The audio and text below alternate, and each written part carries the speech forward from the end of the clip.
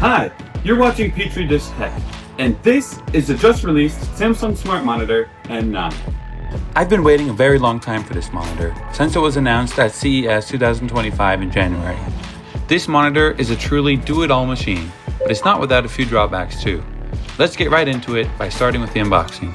I purchased this monitor myself directly from Samsung's website. It's not sponsored in any way. I paid about $1,263 for it, which is on the high side for a consumer monitor, but roughly in the same ballpark as the list price for OLED offerings from LG, Asus, and MSI.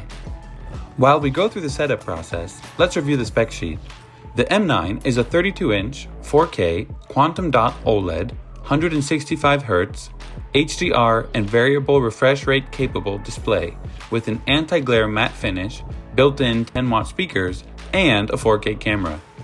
In terms of ports, the most important one is a USB-C all-in-one port, capable of 90-watt charging, plus transmitting display, sound, camera, and USB connections, all through that single cable. It also has a DisplayPort 1.4 port, an HDMI 2.1 port, and two downstream USB 2.0 ports for peripherals like mice and keyboards. In terms of accessories, it includes a swivel and height adjustable stand, a remote control, a USB 4 cable, an HDMI 2.1 cable, and this absolutely massive power adapter. It also comes with a full Smart TV operating system that lets you watch Netflix and other apps, and you can even play Xbox games through Game Pass directly on the monitor just by connecting a Bluetooth remote control. You can also connect to a remote PC or Mac using just your monitor and connected mouse and keyboard using the built-in monitor software. Now, let's get to the subjective side of things. Initially, setting up this monitor can feel a little overwhelming with all of the Smart TV stuff plus the large amount of settings. Everything from AI image and sound processing to automatic brightness and the like. But after I adjusted all the settings to my preference, here's what I think of the monitor. This is a truly amazing display. The colors are vibrant and pop out of the screen, especially in HDR mode, like when used with an Xbox Series X to play Avatar.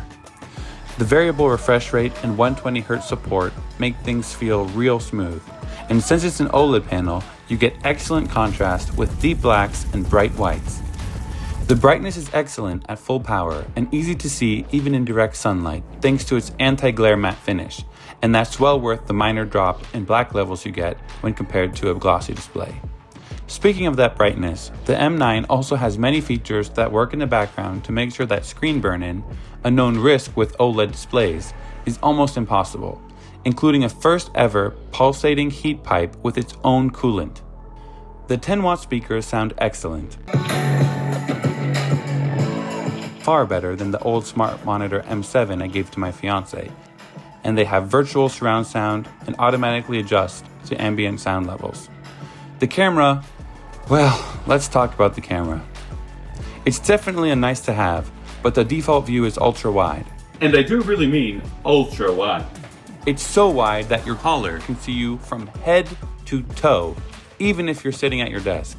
So make sure you're wearing pants when you have that Zoom meeting. The camera quality is above average for a built-in camera, but demonstrates graininess in low light, and is not quite as good as the camera in the Apple Studio display. In any case, it makes taking video calls far easier when your laptop is docked and stowed away. In terms of design, I think this monitor is one of the better looking options, and it fits right in with a modern desk with its aluminum chassis. Speaking of Apple Studio Display, the main benefits of the Smart Monitor M9 are its support for high refresh rate, HDR, and its much better contrast ratio thanks to the OLED panel. Personally, now that I have 120Hz or greater displays on my phone, tablet, and my laptop, I find using 60Hz displays like the Apple Studio Display jarring and unpleasant, even on my desktop. During testing, I found that when connected to my 2021 MacBook Pro via Thunderbolt 4, the M9 monitor supports 120Hz 4K HDR video.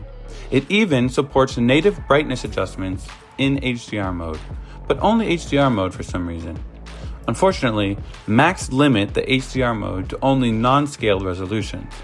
That's an Apple-specific issue though, because Windows supports the full 165Hz 4K HDR at any scaling you like. To wrap up, I think that the Samsung Smart Monitor M9 is a fantastic display that combines everything you want in a monitor plus more. It outshines any competing monitor when it comes to specs, with the possible exception of its 165Hz refresh rate being lower than the highest 240Hz OLEDs available currently. It works great with Windows, Mac, and Xbox and PlayStation consoles. And the presence of a USB-C connection with 90-watt charging means that you can connect almost everything: display, speakers, mouse, and keyboard with one single cable. I highly recommend this display to anyone looking for a high-end, all-in-one monitor. Thanks for joining me on this episode of Petri Dish Tech. Let me know what you think in the comments, and like and subscribe if you want to see more videos. Until next time, bye-bye.